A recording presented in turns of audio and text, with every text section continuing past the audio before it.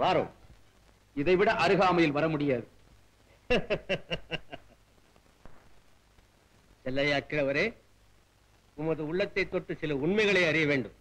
அதற்கு அடையாளமாகத்தான் தூய்மையான 2 உள்ளங்கள் தான் ஒன்றை ஒன்று தொட முடியும். துப்பாக்கி முனை உதரத்தை தான் குடிக்கும், உள்ளத்தை தொடாது. சபாஷ் பெரியவர், சபாஷ். பிரமாதமாக பேசுகிறீர். வார், உட்கார். என்ன இருந்தாலும் அனுபவத்தால் பழுத்த படம் அல்லவா? உமக்கு ஏறத்தாழ என்ன வயதாகிறது? அப்படியொன்றும் அதிகமில்லை. 8-10 வருடங்களை தாண்டி இருக்கிறேன், அவ்வளவுதான். 80 வயதாகிறதா? அப்படியானால் உமது 10 அல்லது 15வது வயதில்தான் நமது சமஸ்தானத்தையே நாசமாக்கிய அந்த புயலும் வெள்ளமும் வந்திருக்கும் இல்லையா? ஆமா, அப்போதும் உங்கள் வலியன்கோட்டு சமஸ்தானத்திற்கு அதிக நஷ்டம் இல்லை. எங்கள் வள்ளுவன் குன்றம் தான் அடியோடு அழிந்தது. உங்கள் எங்கள் என்று ஏன் பிரித்து பேசுகிறீர்? வள்ளுவன் குன்றமும் எங்கள் ஆட்சிக்கு அடங்கியதுதானே?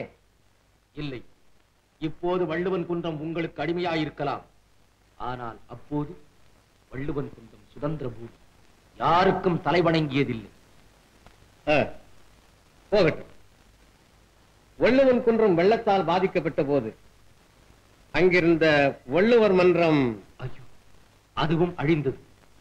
அந்த மன்றத்து மாணவர்களில் நான் ஒருவனே இப்போது உயிரோடு இருக்கிறேன். அது தெரியும். தெரிந்துதானே உண்மை வர சொன்னேன். பெரியவரே, சாப்பிடுங்க.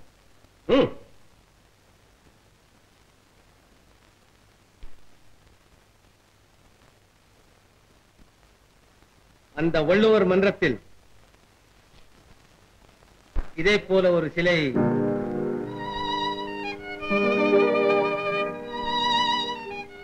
திருவள்ளுவர் சிலை. ஆமாம், ஒன்னாலான அந்த சிலையை பொங்கி எழுந்த வெள்ளம் கொண்டு போய்விட்டது. எங்கே எங்கே? வாழ்க வள்ளுவர், வாழ்க திருக்குறள். வாழ்க வாழ்க. அந்த சிலையின் கையில் உள்ள உலக உருண்டையில் விலை மதிக்க முடியாத நவரத்தினங்கள் கொட்டப்பட்டிருந்ததாமே. அந்த சிலையின் மொத்த மதிப்பு 50 லட்சம் வராகனாமே. 50 லட்சமா? அதை விட அதிகம் இருக்கும். அந்த சிலை மீண்டும் கிடைத்தால் எங்கள் வள்ளுவன் குன்றமே புதிய வாழ்வு பெறும். இளவரே, அந்த சிலை எங்கே புதைந்து கிடக்கும் என்று உம்மால் ஊகிக்க முடியும் அல்லவா? வள்ளுவர் மன்றம் இருந்த இடமே எனக்கு சரியாக நினைவில் இல்லை. பொய் பேசாதீர். நான் ஏன் பொய் பேச வேண்டும்? யாருக்காக பயப்பட போகிறேன்? கிழவரே, வலியங்கோடு திவான் சர்வ வல்லமையும் பொருந்திய ஆளவந்தாரோடு பேசுகிறோம் என்பதை மறந்து விடாதீர்கள். என்ன சிரிக்கிறீர்?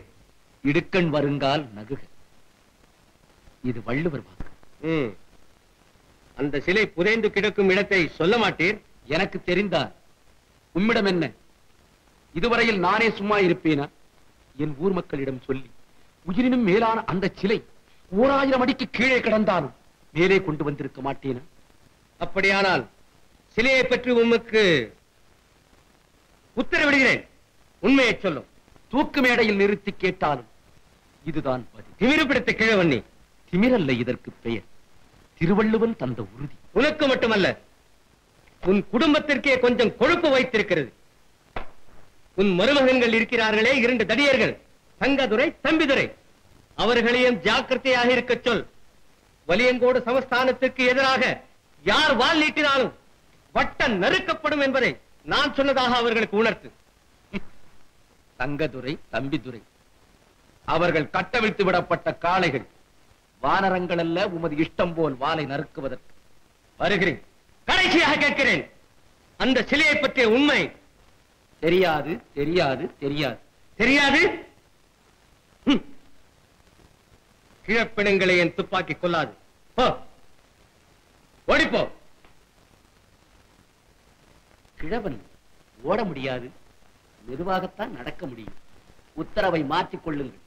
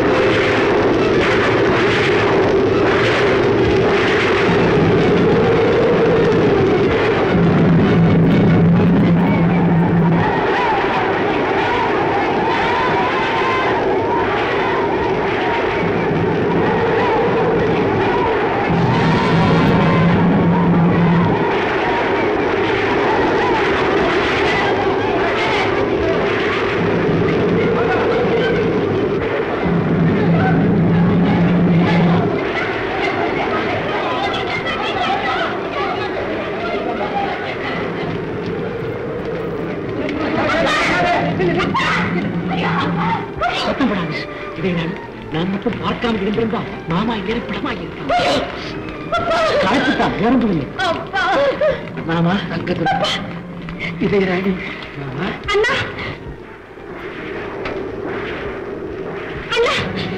அங்கே கண்ணி, இது யாருடைய குழந்தை? ஒரு வீடு இடிஞ்சு கிடந்தது. அந்த குடும்பக்குள்ள இந்த குழந்தை அனாதையா கிடந்தது. ஐயா, என் குழந்தை, என் குழந்தை. அம்மா, அது என் குழந்தை. வராது. அம்மா, நீ நல்லா இருக்கணும். அங்கே கண்ணி, மாமாவை மெதுவாக அழைத்து செல்லுங்க. ஐயா, எங்க வட்டாரத்துல 100 குடிசைங்க வெள்ளத்துல மிதந்து வைக்க. ஐயா, ஒரு மந்த பசு, 4 கடை ஆடு, ஆட்டோட போச்சு, எல்லாம் போச்சு, எங்க வாழ்வே போச்சு. ஐயா, இப்படி வருஷா வருஷம் காணாறு கலபுரண்டு ஓடி எங்க வீடு வாச பிள்ளை குட்டி எல்லாம் அழிக்கிறேன்.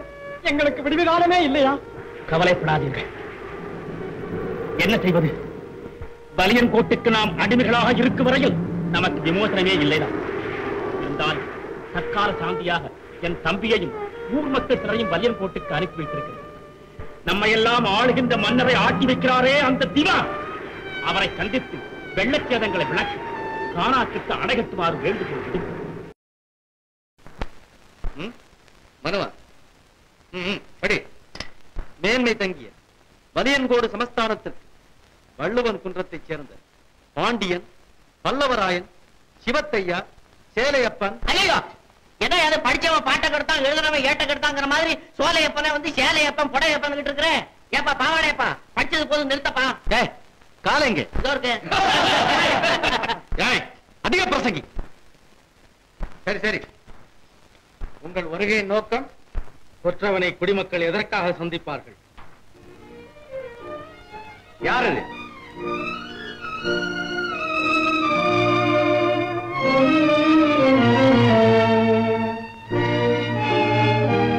இங்கு கேள்வி கேட்க வேண்டியவன் நான், நீ அல்ல.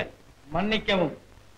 வள்ளுவன் குன்றத்தில் கானாற்றில் அடிக்கடி வெள்ளம் ஏற்பட்டு அதன் காரணமாக உண்டாகும் பெருத்த நஷ்டத்தை தடுக்கும் வகையில் அவசரமாக தேவை அணைக்கட்டு ஒன்று. அணைக்கட்டு? ஆம். ஒவ்வொரு தடவையும் அந்த வெள்ளத்தில் ஆயிரக்கணக்கான ஆடுகளும் மாடுகளும் ஏழைகளின் வீடுகளும் அழிந்து போகின்றன. வெள்ளம் வருவதற்கு முன்பே ஜாக்கிரதையாக இருக்க தெரியாதவர்கள் முட்டாள்கள். திவான் அவர்களே, பொங்கி வரும் புது வெள்ளத்தின் நுரைச்சுழலிலே சரித்திர பிரசித்தி பெற்ற சர்வாதிகாரிகளை சிக்கி சீரழிந்தார்கள் என்றால் இந்த சாதாரண மக்கள் எம்மாத்திரம்? கானாற்றுக்கு அணை கட்டுவதென்றால் அதற்கு பல லட்ச வராகங்கள் தேவைப்படும். அதற்கு எங்கே போகுது? இனி நாங்கள் மன்னரிடம் பேச விரும்புகிறோம். மன்னர்?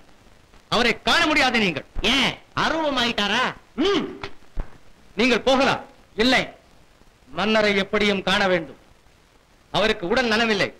அவர் மலைவாசத்திற்கு போய் திரும்பிய பிறகுதான் காண முடியும். என்னது?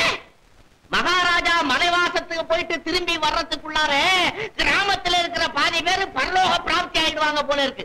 அதனாலே இன்னைக்கு நாங்க மகாராஜாவை பார்த்துத்தான் யாரப்பா? கொஞ்சம் கூறப்பா, நவரப்பா, என் சித்தப்பா. என்னையா நீ என்கிட்ட கொண்டாந்து கட்டி நிட்டுங்க? நீ தம்பிகளே, நீயும் உன் நாட்களும் பேட்டி காண வந்தீர்களா அல்லது கலகம் செய்ய வந்தீர்களா? இது கலகம் அல்ல, கலக்கம். அதுவும் உமக்கு. விரட்டுங்கள் அவர்களே. என்ன பார்க்கிறீர்கள்? விரட்டுங்கள்.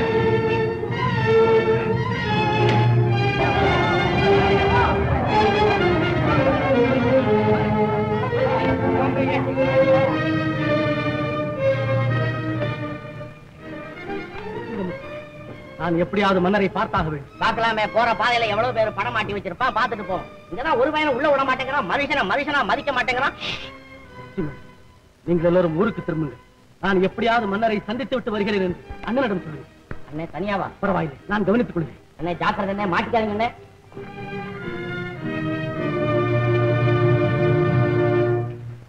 1 2 3 4 5 6 7 தள்ளு.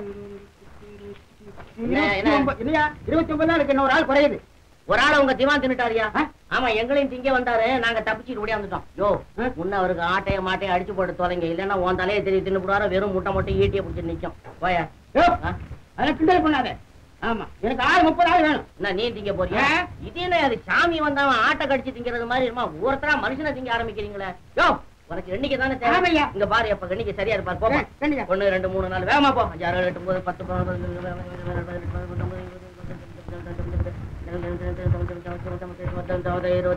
28 29 30 பாப்பா. நான் என்ன 29 இருக்கு, நீ என்ன 30 இருக்கையா? நீ படிச்சாதானையா? படிக்கிற பயல்களுக்கு நீ சோறு தூக்கிட்டு போயிருப்ப. நான் உன்னையே கணக்கு கேட்கிறேன். உனக்கு எத்தனை குழந்தை? 7 குழந்தை போல இருக்கு. 7 குழந்தை போல இருக்கா? என் பெத்த அப்பனுக்கே கணக்கு தெரியல, நீ என்ன கணக்கு வந்துட்ட? இல்ல யோ, உன்னை கோட்டை வாசல்ல வச்சிருக்காங்க. நீ நிச்சயமா கோட்டை கூட தான் போற. உனக்கு 10 குழந்தைங்க. எண்ணி பாரு. நான் வச்சுமா?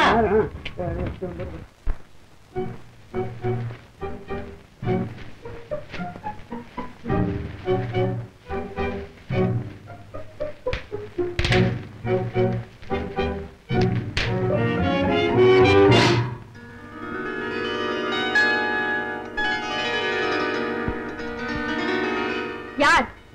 திருடன், கொலைகாரன், கொள்ளையடிப்பவன், கொடியவன். இந்த மாளிகையிலே உள்ள அவ்வளவு பேரையும் கொன்று குவித்து விட்டு தேவையானவற்றை எல்லாம் எடுத்து போக வந்த பலாத்கார பயங்கரவாதி என்றெல்லாம் எண்ணி பயப்படாது. அப்படியே இருந்தாலும் எதற்காக பயப்பட வேண்டும்? அரண்மனையிலே பிறந்து விட்டு அதோடு ரதகஜ துரக பதாதிகளோடு பலவரிசை வைத்திருக்கிற உங்களுக்கு தனிப்பட்ட ஒருவனை பார்த்ததும் இவ்வளவு பயம் ஏற்படலாமா? அதிர்கட்டும். நீங்கள் யார்? வள்ளுவன் குன்றம் தெரியுமா? கேள்விப்பட்டிருக்கிறேன். அங்குள்ள மக்கள் தலைவர் தங்கதுரையை தெரியுமா? கேள்விப்பட்டிருக்கிறேன். மக்கள் என்று கேள்விப்பட்டிருக்கிறீர்களா? என்ன? ஒன்றுமில்லை. தங்கதுரை என் அண்ணா. என் பெயர் தம்பிதுரை. ஓஹோ, கொள்கை வீரர். இப்படி குறுக்கு வழியில் வரலாமா? என்ன செய்வது? அரசரை பார்க்க முடியாமல் வழிமறைத்திருக்கிறதே திவான் எனும் நந்தி. சற்றே விலகியும் பிள்ளாய் சன்னிதானம் மறைக்குது என்று பாடியிருக்கலாமே. பாடலாம். கல் நந்தி கூட விலகியதாக கதை இருக்கிறது. ஆனால் கல்லினம் கடிய மனம் படைத்தவராயிற்றே உங்கள் திவான். அது சரி, அரசரை நீங்கள் எதற்காக பார்க்க வேண்டும்? அரசர் ஆண்டவனின் அவதாரம், பூர்வ ஜென்மத்து புண்ணியத்தால் புவியாளும் வரம் பெற்ற புனிதர் என்றெல்லாம் கூறுகிறார்களே, அந்த விசித்திர பிறவியை வேடிக்கை பார்க்கலாம் என்றுதான். போதும், என் தந்தையை பற்றி என்னிடமே கேலி பேசுவதற்கு என்ன தைரியம்? அம்மையே, அரசர் மக்களின் பிரதிநிதி. அவரை மக்கள் பார்க்க அனுமதி இல்லை என்றால் அவர் அபூர்வ பிறவியாகத்தானே இருக்க வேண்டும். இப்போது நீங்கள் அரசரை பார்க்க வேண்டும் இல்லையா? பிறகு என்ன, உங்களையா பார்க்க வந்தேன்? அரசரைத்தான் அவசியம் பார்க்க வேண்டும். சரி, சற்று இங்கே காத்திருங்கள். நான் போய் அப்பாவிடம் சொல்லுகிறேன். நம்பிக்கொண்டிருக்கலாமா? நல்லது செய்பவர்களைத்தானே இந்த உலகம் நம்புவதில்லை.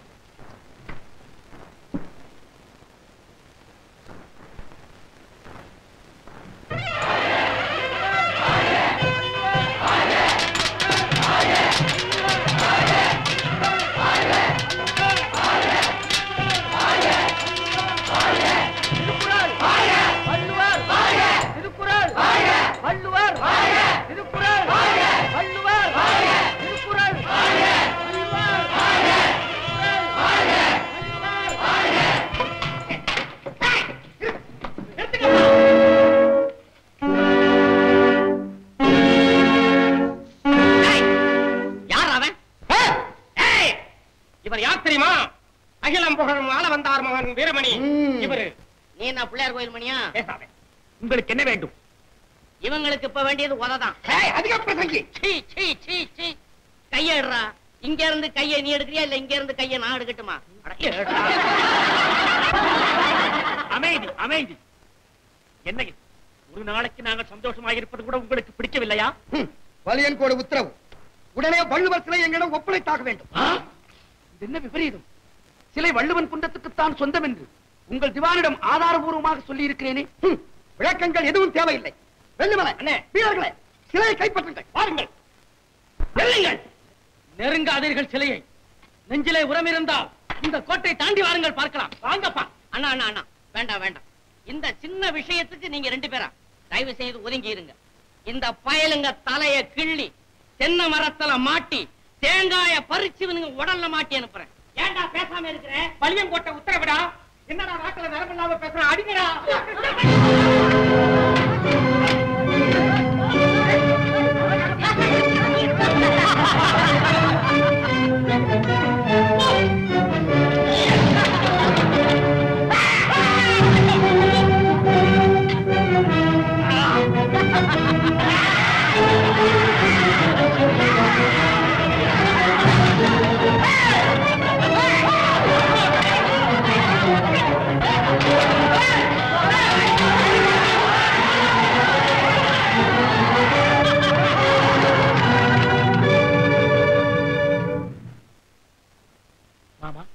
இனிமேல் திவான் சும்மா இருக்க மாட்டான். சிலையை கைப்பற்ற பெரும் படை கொண்டு வரவன் தயங்க மாட்டான். அப்படி வள்ளுவன் குன்றம் வலியன்கோடு இரண்டிற்கும் இடையே நிகழும் சுதந்திர போராட்டத்திற்கு இந்த சிலை காரணமானது கண்டு எனக்கு பெரும் மகிழ்ச்சி. எதிரி வலிமை கொண்டவன் என்கிற போது அவசரப்பட்டு அவனிடம் மோதிக்கொள்வது ஆபத்து. அப்படியானா சிலையை யாருக்கும் தெரியாமல் ஒளித்து வைத்து பாதுகாக்க வேண்டியதுதான் இப்போது செய்யக்கூடிய முடிவு. சரி, அந்த பொறுப்பை யாரிடம் ஒப்படைக்கலாம்? எங்கள் தலைவர் நீங்கள் இருக்கும்போது வேறு யார் பொறுப்பு? வள்ளுவன் குன்றத்து மக்களின் நம்பிக்கைக்கு பாத்திரமான தாங்களும் தம்பித்துறையும் தான் வள்ளுவர் சிலையை காப்பாற்ற வேண்டும். உலகிற்கு ஒளி வழங்கிய புலவர் பெருமான் இன்னும் ஒளிந்து கொண்டிருக்க வேண்டிய நிலை போல். வள்ளுவர் திருக்குறள், வள்ளுவர் திருக்குறள்.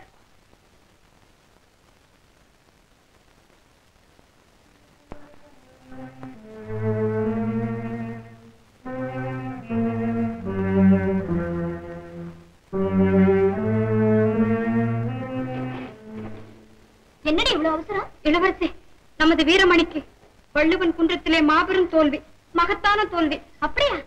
இங்க வா.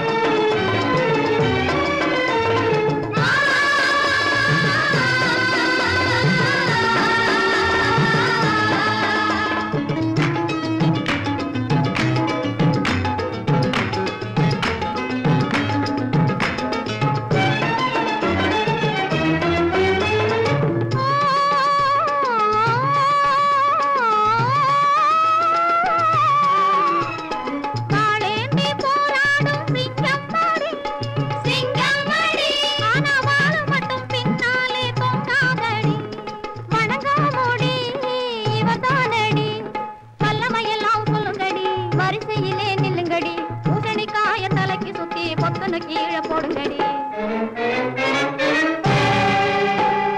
வெற்றி பெற்ற மாமனுக்கு வீர வாழ்த்து பாடுங்கடி.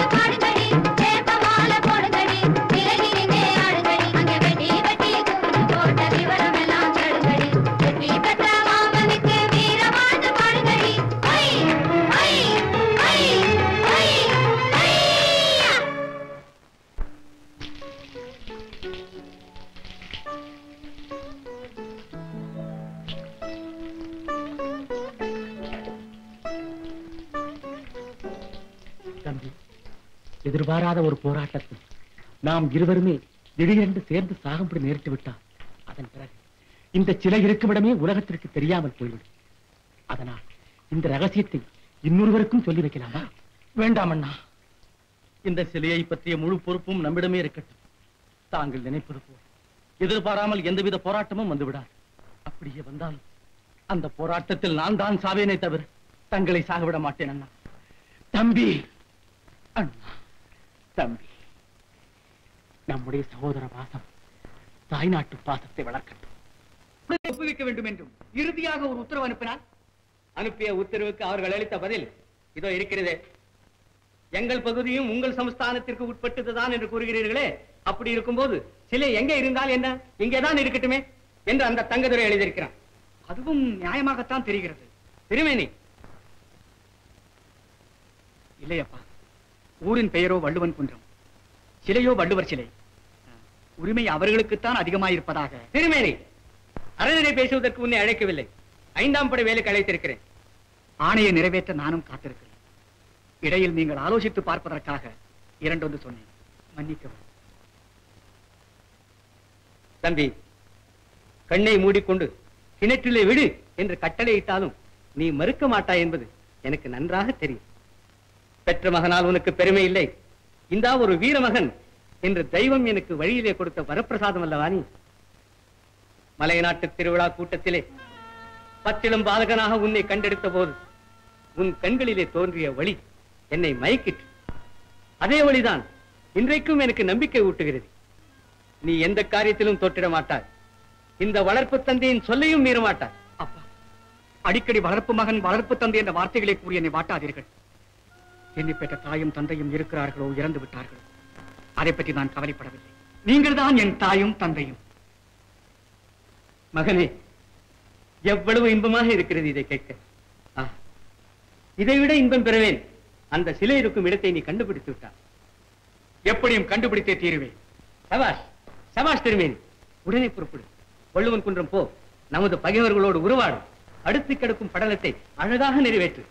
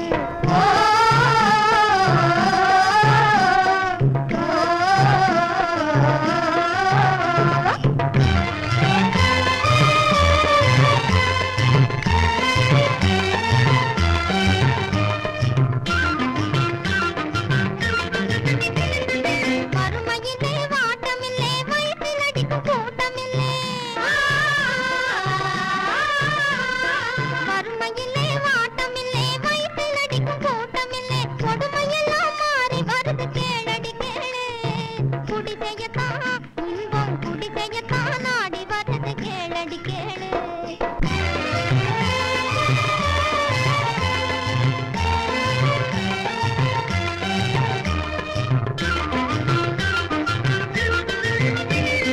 நல்லவர் போல உலகம் மீது நிறைய கழுகும் உலகம் போது நம்மை இன்பம் நாடி வருமா சொல்லடி சொல்லு.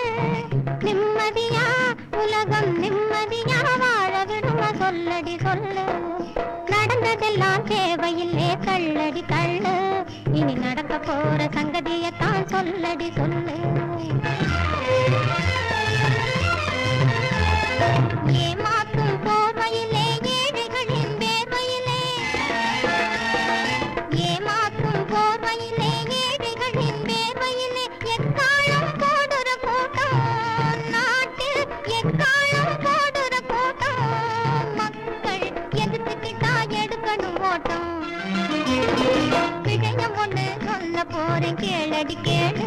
உண்மையும் வெளியாகும் நேரம் வந்தது கேளடி கேளு.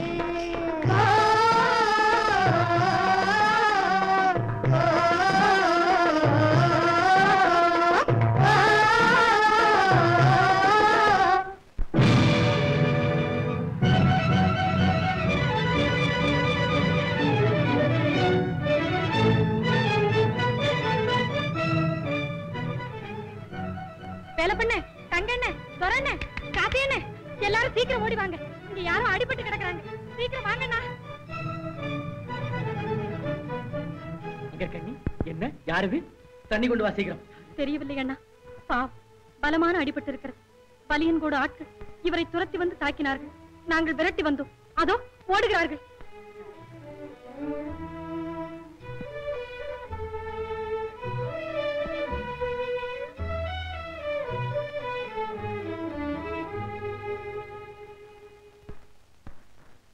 யாரப்பா நீ? என்ன நடந்தது?